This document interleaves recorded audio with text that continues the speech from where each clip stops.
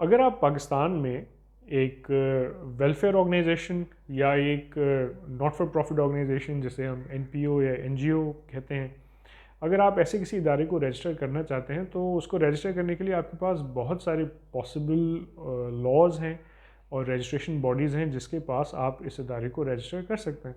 For example एक societies registration act है, उसके अंदर आप इसको फॉर्म कर सकते हैं, या फिर voluntary social welfare agencies ordinance है 1961 का, उसके अंडर आप इसको रजिस्टर कर सकते हैं। फिर एक फेडरल लॉ है कंपनीज एक्ट 2017 जिसमें आप अपने एक एनपीओ को as a section 42 company form कर सकते हैं with securities and exchange commission of Pakistan. और फिर एक कंपैरेटिवली नया लॉ है जिसमें एक ट्रस्ट फॉर्म किया जाता है,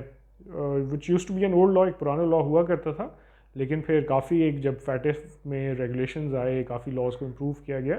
तो ट्रस्ट एक्ट 2020 में रिस्पेक्टिव प्रोविंसेस में बनाए गए, तो उसमें भी आप अपने एक एनपीओ एनजीओ को या एक वेलफेयर इदारे को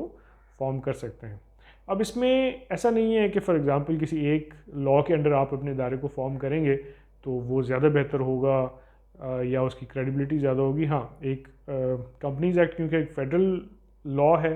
और एक फेडरल बॉडी एससीसीपी के अंडर फॉल करता है तो उसको ग्लोबली थोड़ा ज़्यादा कंपैरेटिवली रिकग्नाइज़ किया जाता है। अदरवाइज़ आप इनमें से किसी भी लॉ के अंडर अपने इदारे को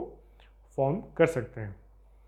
इसमें यह है कि किसकी रिक्वायरमेंट्स फॉर एग्जांपल कहीं पे ज़्यादा हैं, कहीं कम है, कहीं नंबर ऑफ़ मेंबर्स कहीं 7 चाहिए, कहीं 3 चाहिए, तो वो एक बहरहाल उनमें डिफरेंसेस हैं। लेकिन ओवरऑल जो है इट इज़ पॉसिबल कि इनमें से किसी भी एक लॉ के अंडर आप अपने एनपीओ एनजीओ को रजिस्टर करा पाएँ।